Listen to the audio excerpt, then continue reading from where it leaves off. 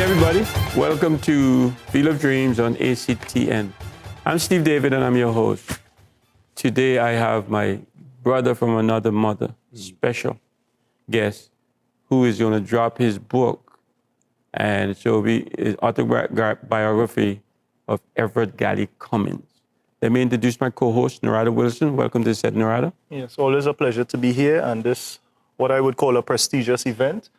Something that I think is monumental and would take Trinidad and Tobago football to another level because we're knowing where we came from. And it's really an honor to be here in his presence today. Everald Cummings, my brother from another mother. Welcome to the set, buddy. Thank you very much for having me, Steve. And I would like to say, auspicious occasion where I'm practically launching my autobiography, which is very, very long overdue. Glad to have you, and I'm glad you chose Field of Dreams. We've been through hell and back, man, and I'm glad you chose us to talk about this. And I know you're going to do it with other people. That's okay, but I got the first opportunity. Appreciate you so much. Thank you very much. All right, Gally. First of all, what inspired you, or what gave you the idea? Let me do a book. Let me make this happen. Because I think there's not enough documented on Trinidad and Tobago football history. We take a lot of things for granted in Trinidad and Tobago. History we don't record, and because of that, there's a lot of malinformation, inaccuracies. People are, some are rewarded and some are not because of having friends and administration, people who might like them or don't like us or whatever. It's based on who like who. No. History is based on facts. And this book, because of the fact that I started at 15 years old, with the first World Cup team, I came on the team after they lost to Suriname. This one I got on in 1965. And I think in 2020, it's time enough for me to let Trinidad and Tobago know the history of Cummings, which will incorporate everything, all of history of about 4 decades of football. So this is like 50, 55 years of Everald Cummings. 60 years, as the book says. And it's all... You're correct. Yeah. You have it in there. You read it all. Mm-hmm. And no, they don't have to ask you any questions. It's in here. Buy the book and read it. That's it. I am so happy that you did this. I know I haven't read it because this is the first time I'm seeing it. I probably know most of it because we've been through so much. I'm sure. So I don't even have to read it to talk about it, but I would read it to make sure that we didn't misspell it or something, right? True. All right. Narada, you want to well, obviously, Steve, this is 60 years of history of Trinidad and Tobago football. And it's something that I think everyone should go out. This picture especially is a picture that everyone knows of Cummings in his time starting off in football. And as we went through the chapters, and getting number one, that first copy, I hope you have to be the number one to finish reading it also. So then you would have the wealth of information. Right. We wanted to speak of the early encounters and what started off in football, or the love and the passion for football, where it all started. Chapter 1. Forward. I grew up at the corner of Dundonald Street and Melville Lane. Right. That's a stone throw away from the Queen's Park Savannah. Very true. Where the Port of Spain League was in operation. Correct. Back in the day with the Maple, the Shamrock, the Malvern, the Queen's Park, the Notre Dame, the Sporting Club, the Paragon, the Colts, right. Regiment. Back in the day was the Regiment, not the Defense Force. Right. And I used to hear that roar from the crowd, like in my dreams.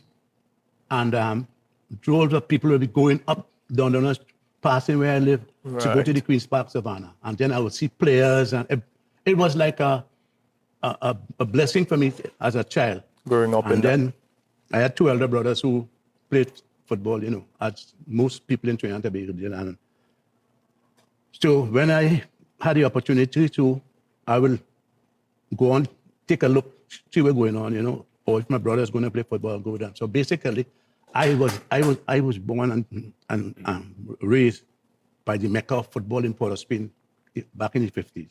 Okay. which is right close to the savannah as well. But that's the savannah. So Exactly. the savannah was like my backyard. Right. When I wanted to go play, I had no backyard where I was living. So they used to send all of us to the savannah. Right. So that was it. And And this is where this passion and everything started. And then I went to a school with Richmond Street Boys, which Right. had the uncles of Russell Latapy. Latapy went there also, Russell. But his uncle before who played with me. Then you have our good friend, Cyrus Figaro. Right.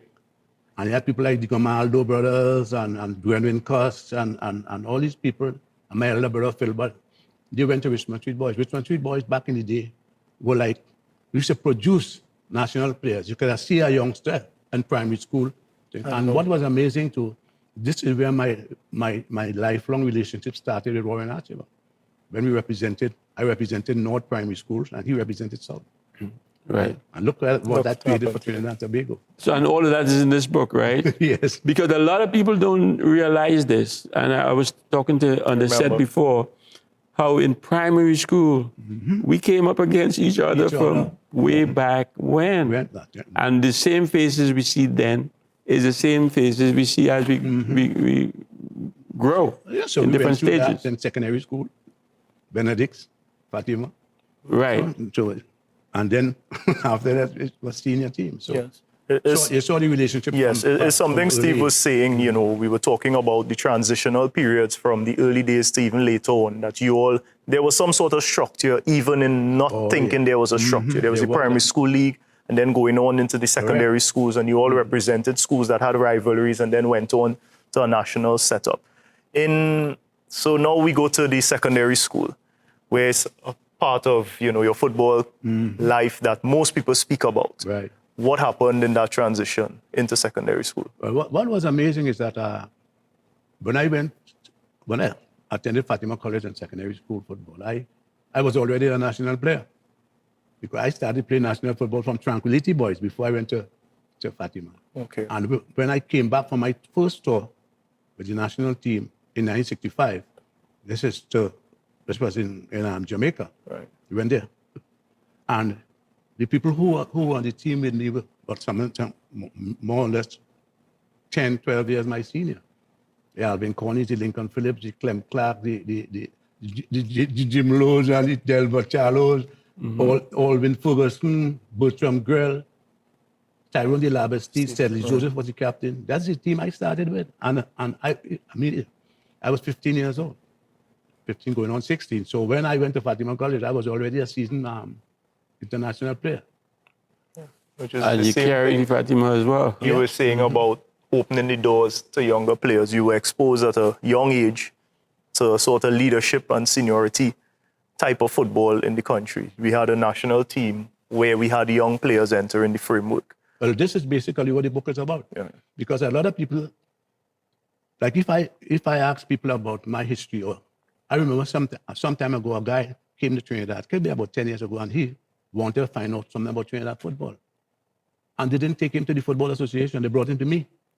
And I said, well, what's going on here, you know? You the library. Basically, I think, if I am not too sure, I think we have some things on the internet now, on TFA, that you could pull up the games and certain things. But I remember for years gone by, Steve assisted a goal I scored against Guatemala. And for how much years? About 40 years after, that had it done as Steve scoring the goal. Right. And I assisted the goal. Steve assisted the goal. Yeah. So basically, these are these. But if you go to Brazil and England, these places, No.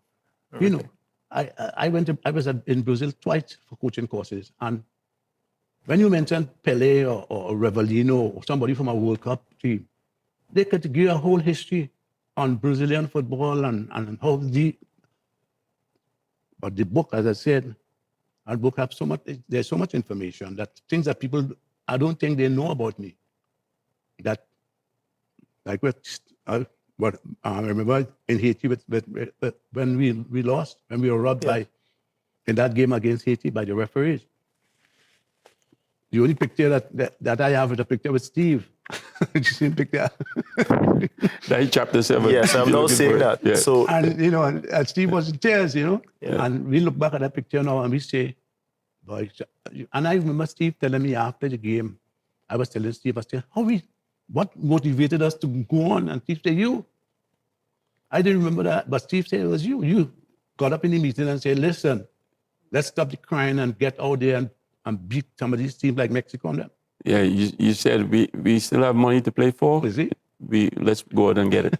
Yeah.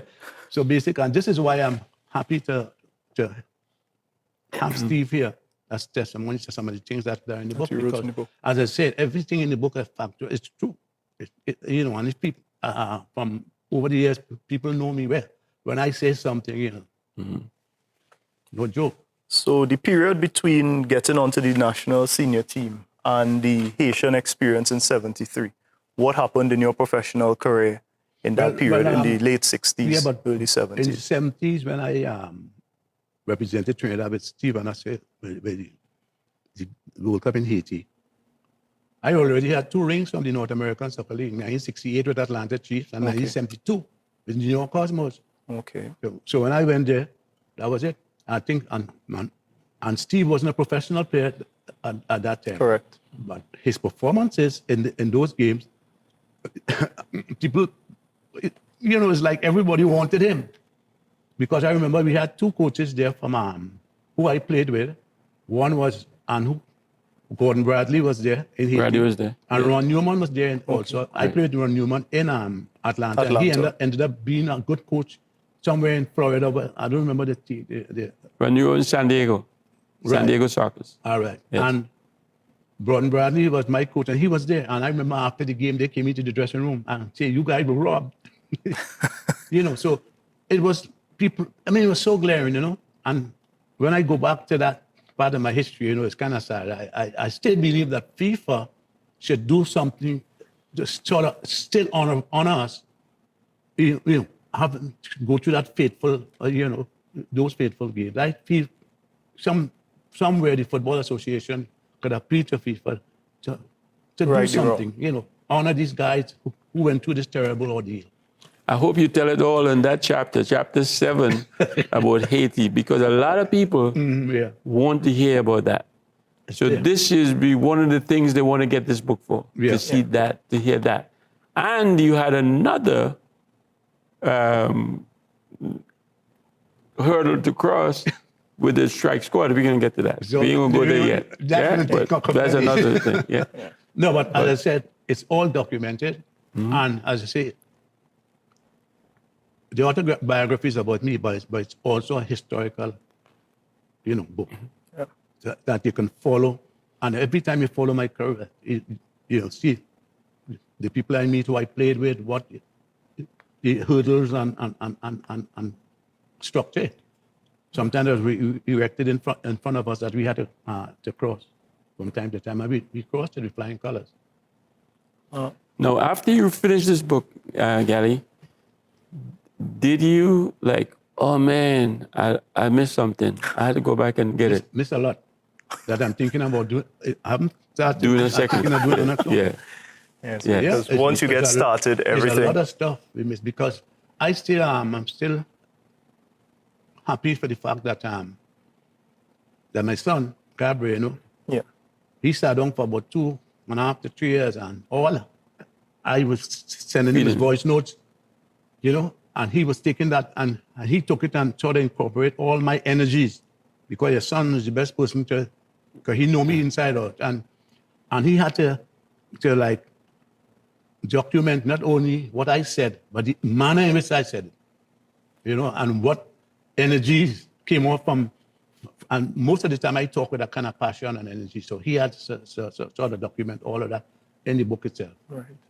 And I have always said, your wife, your daughter, and your son, they all have the same head, same passion, same everything. Very true. When me and your daughter met in New York, when Sammy had something in the backyard and honor us and stuff, and I heard her talk, I said, look, nobody could have represented you better than she did. They know me, because she brought the trophies home. Right. And she was excellent, and she was clear, and she was, your personality was in her. Very good. And that was real cool. I thought that was cool. And then I met your son, obviously, at my house in New York. Right, when he came back. And he is no different. It's no different. They have that tendency. So, you can see they were brought up in the same house in the right way and all of that. So I was very proud of that. Yeah. Thank you very much. So you're also a good daddy as well, but and I see in the book you've used a lot of pictures of the family. The family pictures. And I remember once we were having an interview where we spoke on persons who were very much involved in football. And it seems your family, you had a lot of support, and you even took them and involved them in a lot of your football choices and your career over the years. And I think in this book, you probably may have dedicated a chapter or two, including that. At the beginning of the book, before it started, after this. Who the book is dedicated to.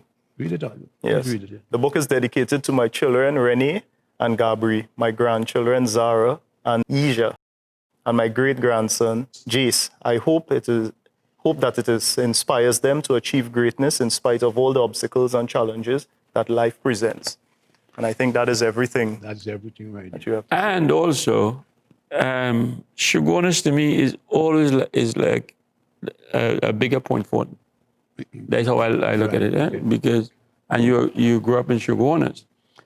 Is Shogunus have a little piece in this book? Anything said? Well, the piece that's for the second in this book. book is my wife. Huh? Because she's the one from Chagonas, yeah. Or she's the one who brought she's it to from Shogunus? I'm from Port of Spain. Yeah. But when I met her back in school days, I did all in the book, and then we got married and we started living in Chagonas. Right. So all the kids are ready from Chagonas. Okay, well, we're gonna take a break on that, and when we come back, we're gonna talk about all the things, or the upbringing, and all the things that's in this book. Stay tuned. We'll be right back.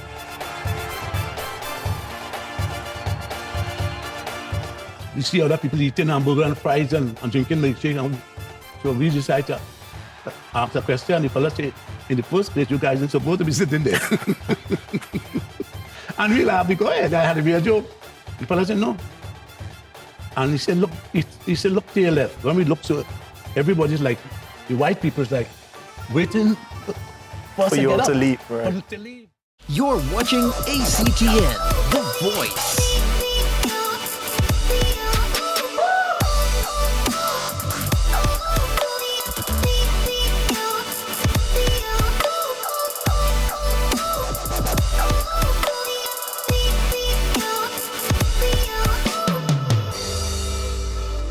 ACTN The Voice, your family-friendly station.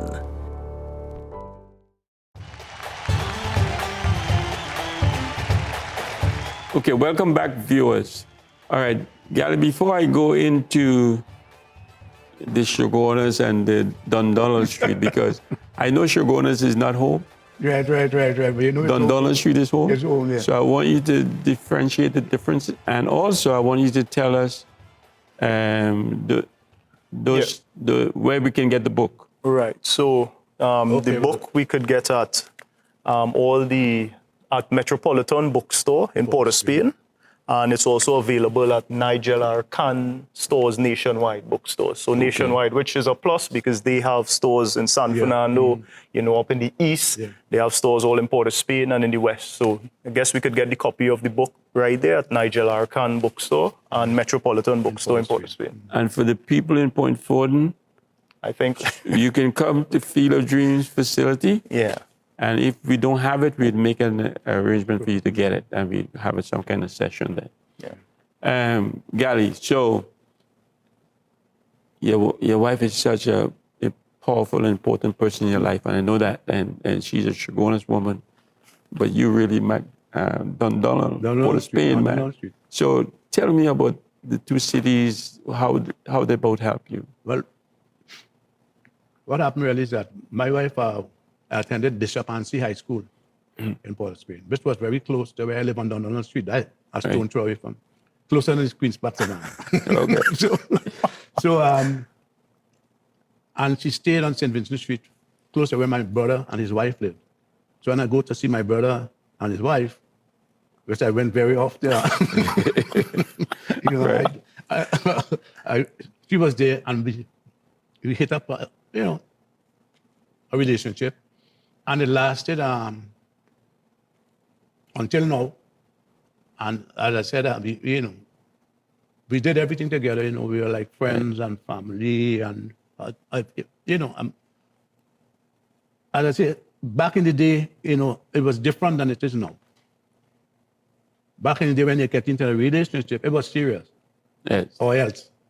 Now it's like everybody is like, not sure about certain things. So I met her then, and everything went good. I started playing professional football, and I came up, and when in 1970 we decided to tie the knot, and this is when everything.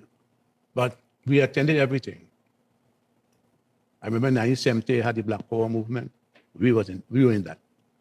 So we did everything together, and we support, and even now, before leaving home, she will tell me about certain things we supposed to talk about. And she made sure that I didn't forget to autograph that book to Steve David. Right. Because Steve has been a very important part in my history and life.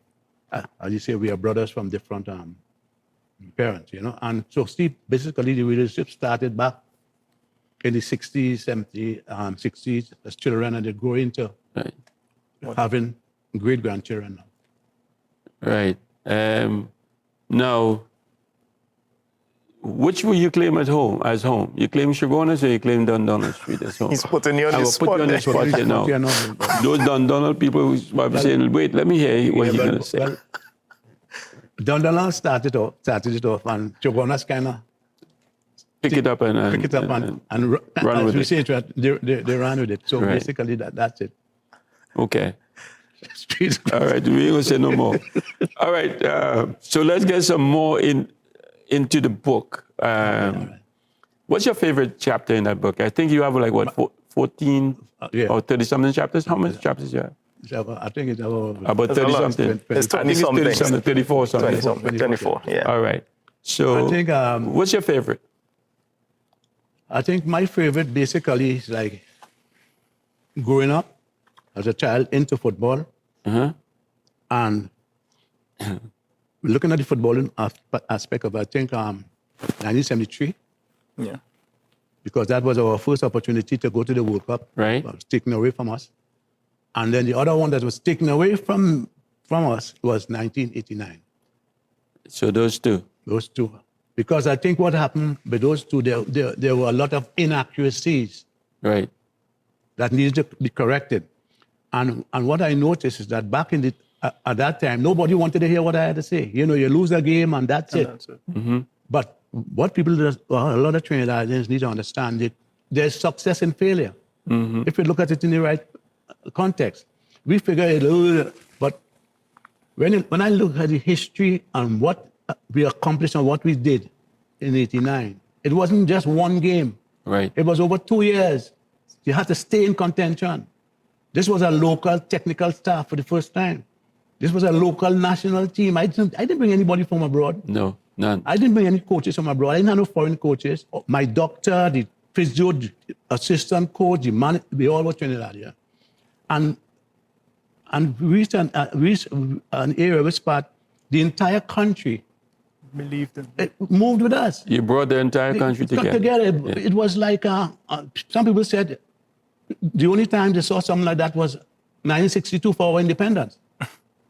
And I mean, these things are achievements, but we tend to look at things in Trinidad as a joke, serious things, people life. For all of us who play sport, when you play sport or when you're in charge of people's, other people's kids and stuff, this serious business. So when we laugh and we joke and we make vile comments and people, so we need to serious up. This is why this book is out, because a lot of people see like guys will tell me, this fellow was the best goal scorer in Trinidad. I say, no, Steve David was. He said, well, somebody tell me that. I say, somebody always telling you guys something. It's about time. We have a history book that could depict, say, listen, this is what happened. Like, for example, in Haiti. Do you know that we got those tapes down here? You remember that? And we showed it on national TV. And it was in the hands of some people who destroyed it. because they weren't involved in it, and they find that we did too much in that tape. We beat Mexico 4-0. We beat Guatemala 1-0. We beat Haiti, as far as I'm concerned, by 4 goals to 2. And at the same time, Steve scored in one game 4 goals. Wasn't it against the last game Netherlands? Netherlands. I mean, this is a history. I hear people know everything in Trinidad now. They created history. Everything. If you ask them who were the first players to play in the North American Soccer League, they don't know. I can't say. And when we played, it wasn't only about playing, it was about pioneering. So we had to coach, we had to go all, it wasn't about playing, you had to play also, but basically we were spreading the game in the United States. The game, correct. And what was happy is that it was De Leon, Warren Archibald, John Stedman, and myself. We were the 4 players who started playing. Right. I went to Atlanta, and those other 3 players went to New York Generals.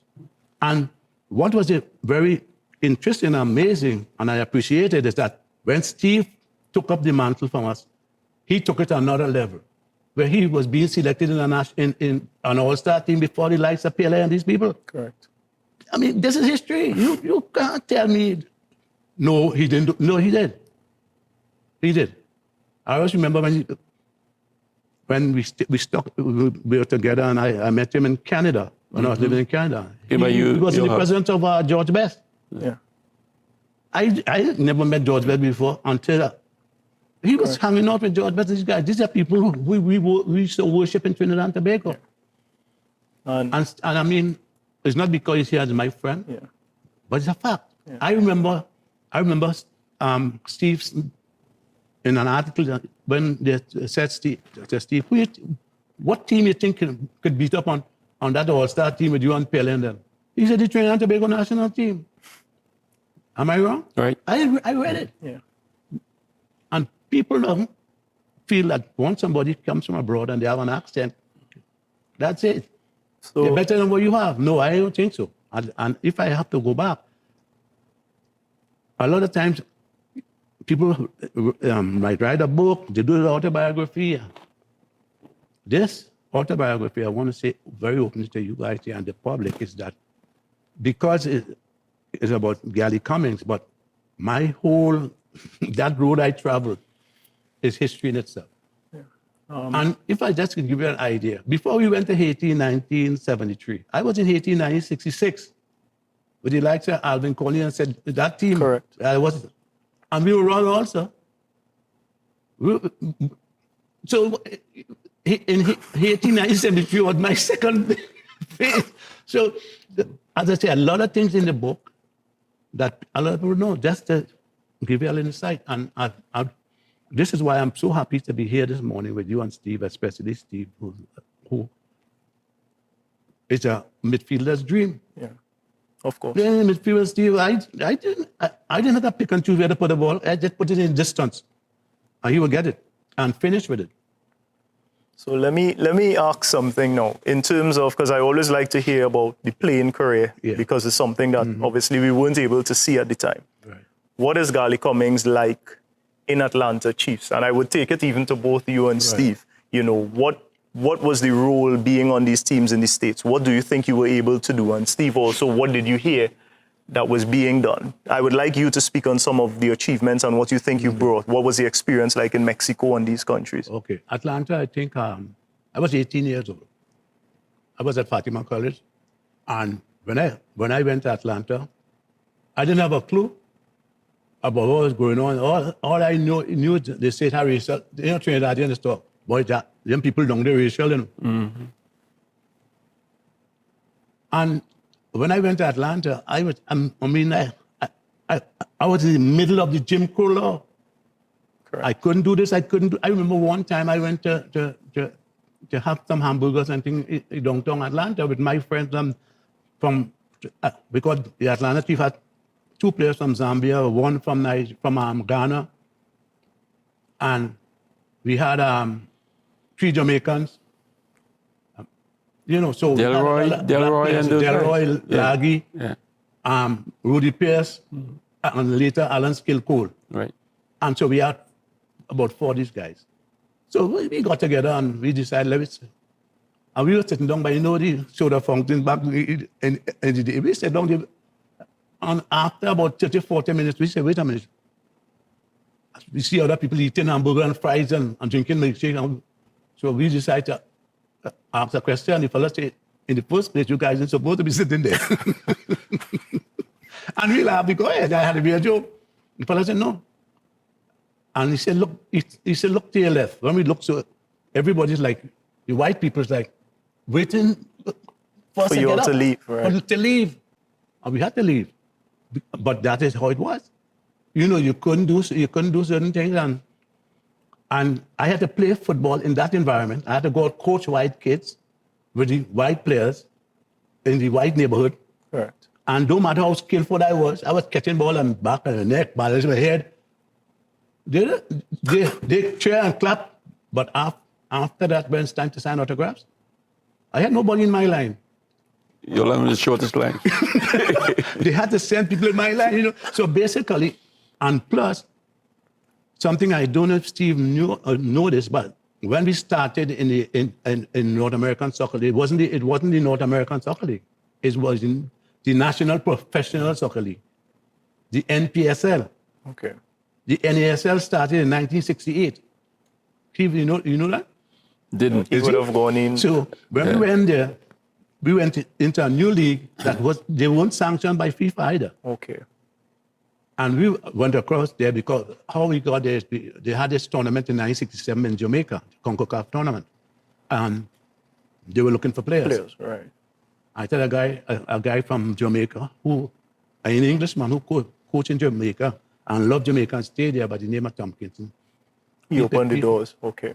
So this is how Archie and all these fellas, all of us got over there. But coming back to your talk in Atlanta, it was not easy. As I said, The book has it. the book will tell you everything in detail about that. Sometimes we live in a world where people have their own opinion and say things. And back in that day, you had no say whatsoever. Whatever they said, if you didn't want to do it, then the police and them would have dealt with it. So it was not easy, but as I said, but those were the obstacles sometimes the Lord put in your way. And you had to go over it. And these are the things that all young people supposed to know about us. But these stories are not being told. They're hearing all sorts of mysterious things. And I said the first thing we need to do to set the record straight is have documentation on our football heroes, or whether it's cricket, basketball, or whatever. Correct. Did you touch on in this book, which I hope you did, what you felt that where did we go wrong in Haiti or in 89 with the strike squad, or what could we have done better? Yeah, 89, a lot of that. Yeah. And also 73. Yes. A lot of that. We had a lot before we left for Haiti, and when we were in Haiti. Mm-hmm. And as I said, the little ups and downs we had in the team itself. I don't know if you remember, before the Guatemala game, you guys bet me some money that I couldn't head the ball good. Remember that? You talk about that? That's good. Yeah, I can't forget that. Yeah. But you remember it, though? No, I remember all that. We were like practicing, and I was getting up higher than Sarah Morin and Sarah Figaro and heading the ball. And Gally only playing if he can't head no ball. Yeah. That game, he went down the wing and put it across for me to play. Yes, I went on line and picking water. And won all the money. So there's a serious moments. Correct. And right. the fun moments that we had. Right. But as I said back, what was amazing about Haiti is that people misunderstood who we were. Because we used to go to games beating bottle and singing calypso, they thought we drank the night before. Yeah. Something Steve spoke on that I don't know if it will be in the book, but I guess to create that same atmosphere, I always wondered, how could the goals have come, being disallowed, and you all still go on scoring? And he mentioned something that, I guess with the joyful spirit and the camaraderie that you all had, that for you all, it wasn't about dropping your heads and your shoulders. No. You all just said, okay, well, we'll just go again. And you just kept going. Very, very, very important, interesting question, because sometimes I wonder about, I think the energy we had a kind of togetherness in the camp.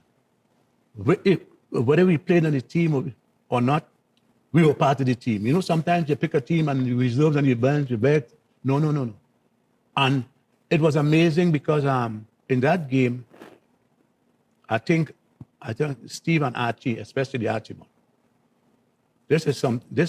sometimes I wonder about him because he was like, what you call I don't think it could have a national team back then without Archie Ball.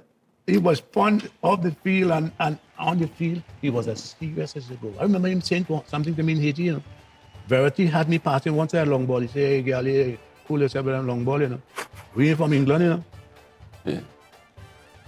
That's what he said. We're not from England.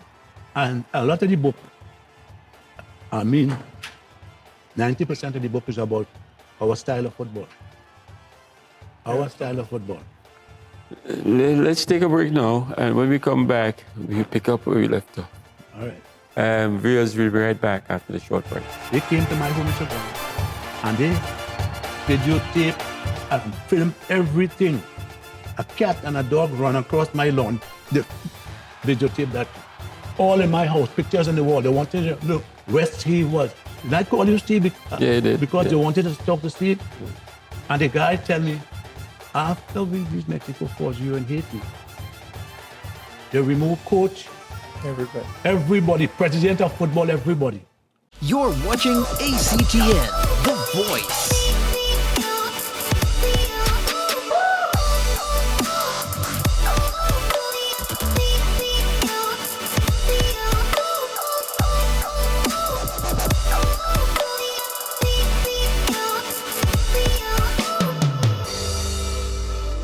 ACTN The Voice, your family-friendly station.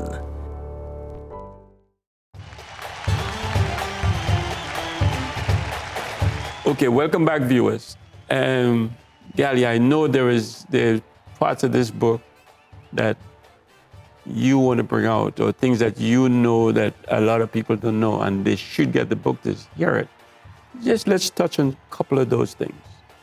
Like, for example, give me some of those Well, I things. would say our style, our way as Trinbagonians, how we do things.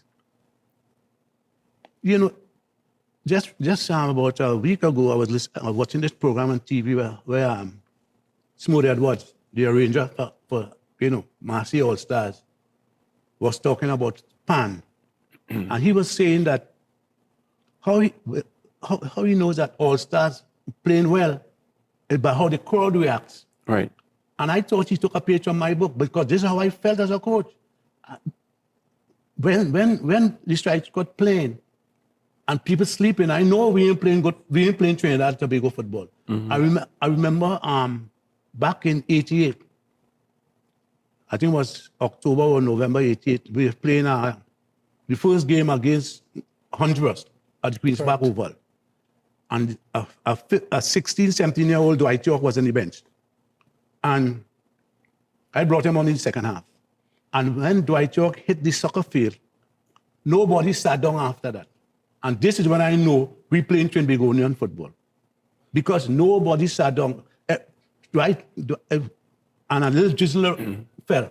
Little rain. A little rain. And Dwight was dumbing and slipping to Hudson Charles, and Hudson Charles back healing. It was the beautiest thing to see a schoolboy back in the day come on the field and then he hit one. The goalkeeper had to put over the bars. And the crowd got up. And after that, for the next 40 minutes, Trinidad and Tobago didn't sit down. And this is how I know when the strike got, they're playing good football and entertaining, because football is entertainment.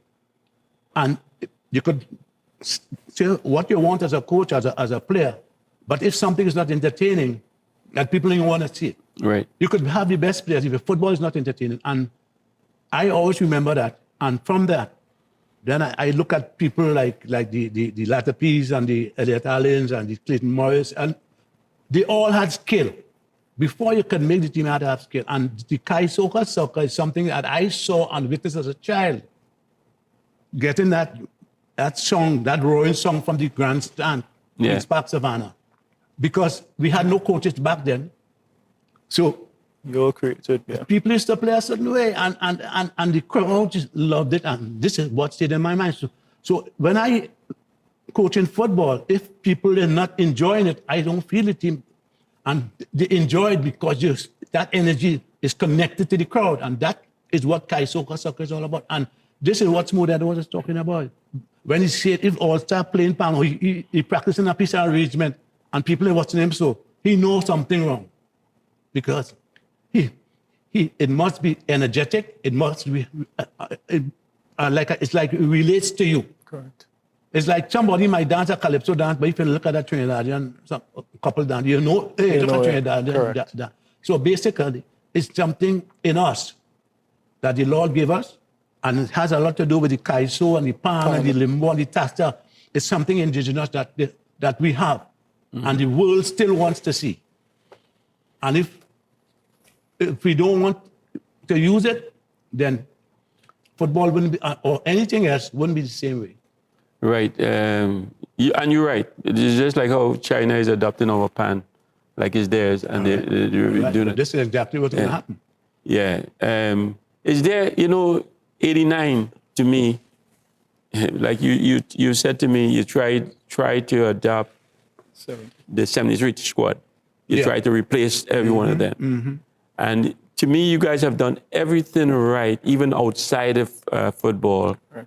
This song, the people coming together, the this, the that. You guys did everything right. Is there anything now in hindsight that you could look back on and say that maybe I should have done this? Or even the personnel that you brought, maybe I left this one out. Maybe I could have brought him in. Is there any regrets in you always have regrets. That's part of life, And I think it have a lot of different things that happen that sometimes sometimes you lose a game before the game. Mm-hmm. And there's a lot of stuff went on before the game that nobody sometimes want to talk about, but it interferes with the game. A holiday was given without our permission. And you know Trinidadians, you give them something before if they don't work for it, or they're going to squander. So it's that people are acting as though at a foregone conclusion, man. They didn't earn it, is what you're saying. Earn it. And then it had a lot of politics playing. Certain individuals were doing things, And I remember I was like trying to protect the players, and it's like they came after me, And as I said, there are other little things that I don't want to talk too much about. Of course, things that can't give away everything. I can't give away everything, but there are other little things that I mentioned, and but what was amazing also is the fact that when we left Forest Reserve, right, for all our games, we stop in a church and we say a little prayer, and then we get back into the bus and we leave. That day, I thought we were going to the wrong church. The church, so it had everybody you could have think about was in the church. The church, its capacity was about 200 people, or maybe 100. About 2,000 in the church. We had to change it and go to another church, and people are hugging and crying and all this kind of thing. Sometimes you tell yourself, maybe if we stayed in another country and flew in for the game or something. But as I say, this is the way of the world. There's a lot of, but as I said, what my son did, he went in and did research on every single thing. I just want to share one thing with you. We played our first game against the U.S. in Torrance, California, the 13th of May, 1989. Our return game was the 19th of November. 6 months. You what? For a return game? Yeah. Understood. Yeah, well. So, as I said, read the book. Because we went into things in detail. So nobody could come out and say, well, this is my story. Correct. Everybody else might look at the book and say, well, boy, this is your story. When you get a chance, you tell that. Okay? And what is amazing also is the fact that I remember we played against Peru. The mighty Peru, and we beat them. in the soccer. We had a soccer bowl tournament, Peru, Northern Ireland, and Ecuador, and everybody. We won the tournament, beat this team and you know what was said in the newspaper? That was Peru's second team. This is how Trinidadian thinks. I went online and saw pieces of the game where Peru played Brazil and Ecuador in the South American Cup. And it was same team. Every player, same team, on the bench, coach, everybody. But this is how, we beat Mexico 4-0. I scored the first 2 goals. Steve and Archie scored the other 2. Correct. 4. But Mexico only recorded 2 goals. They cut television, everything. After we went up 2-0 in Haiti, Mexico decided this is not for our people to see. Trinidad and Tobago beat Mexico 4-0.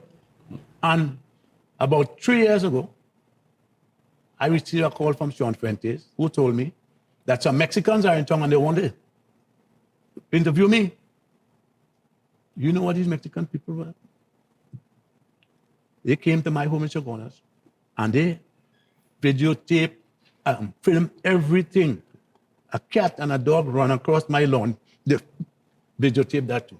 All in my house, pictures on the wall. They wanted to know where Steve was. Did I call you Steve? Because they wanted to talk to Steve. Yeah. And the guy tell me, after we beat Mexico 4-0 in Haiti, they removed coach.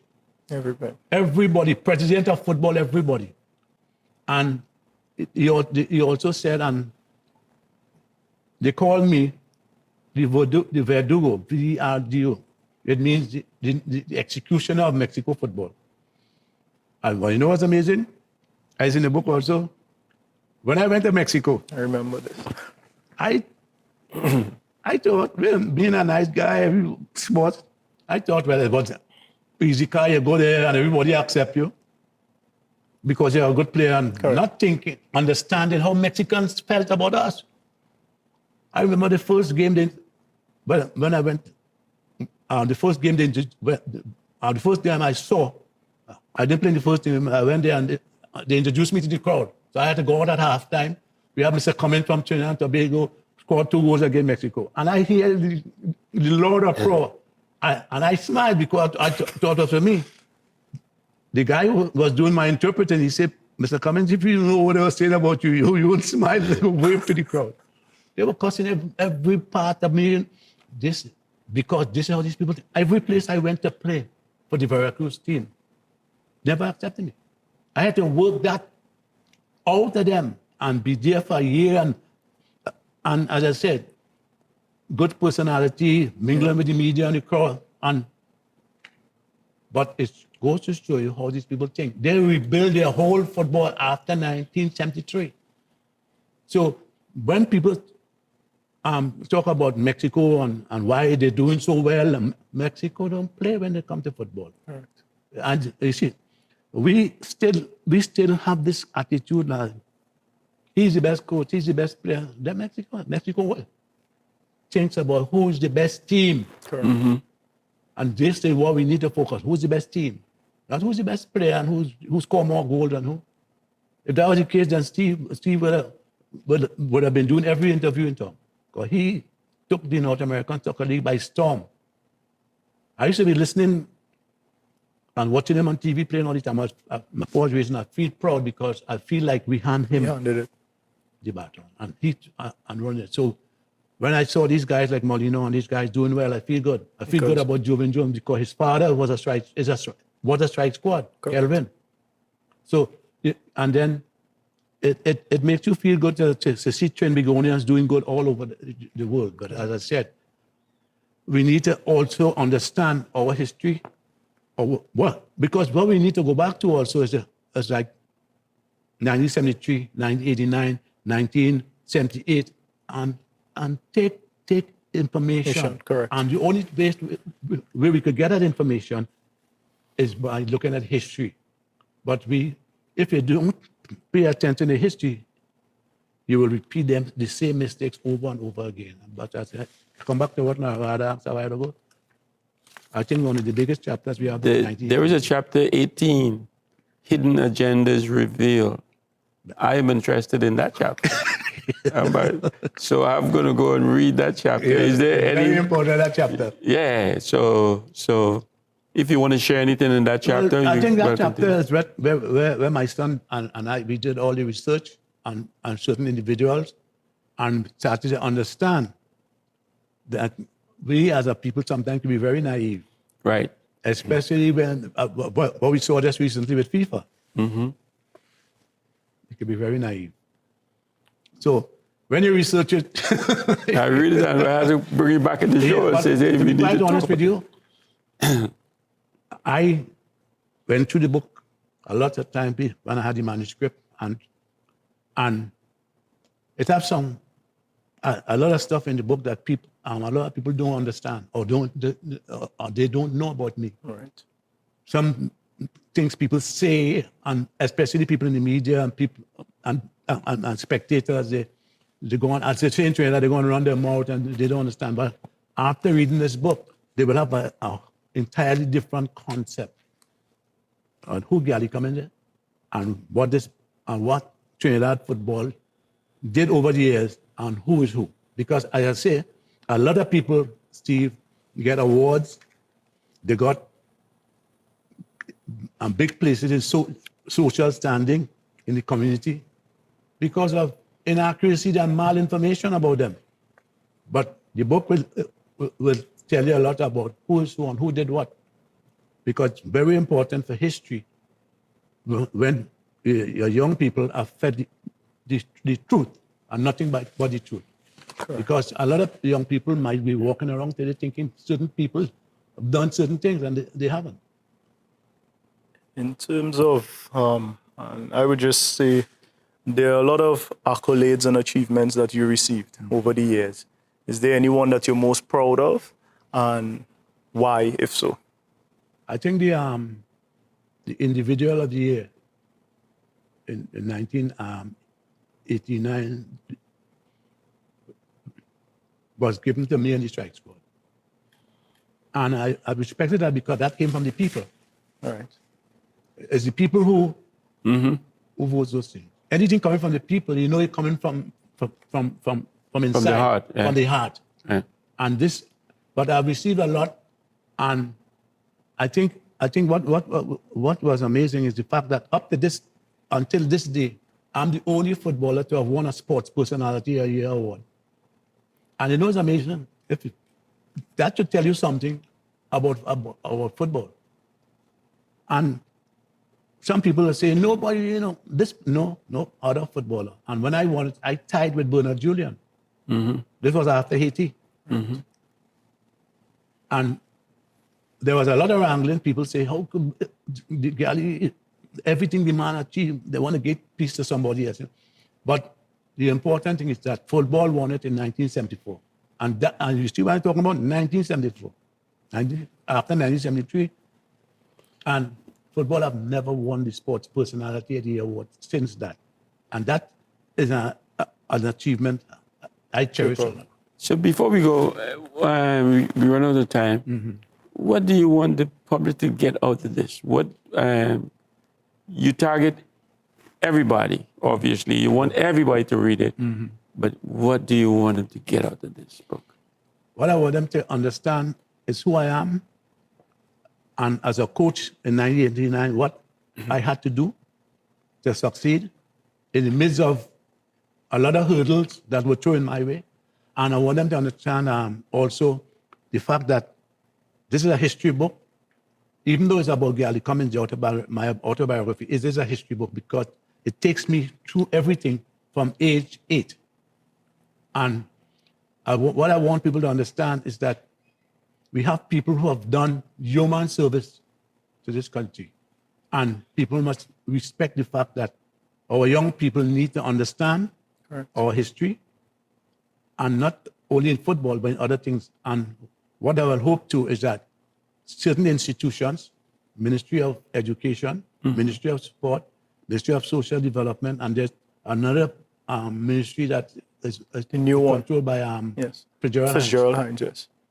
I will hope that they will be the first to buy copies of these books and So basically, I just want Trinidad and Tobago to buy the book and to understand the history, the vast history of Trinidad and Tobago football. Gally, thank you so much for being here, but we've run out of time and we so quickly, right? We need to do it again with the second book, the part 2. Okay.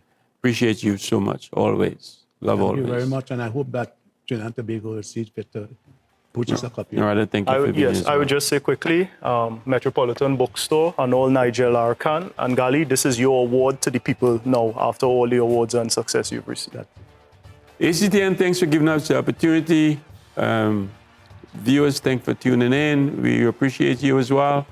The show comes on Monday night at 8 and repeat on a Tuesday at 1 and also on a Saturday at 1. Facebook page, you can check us out. Email address, fieldofdreamstt@gmail.com. You can drop us a line. The show is then to go in peace. My name is Steve David.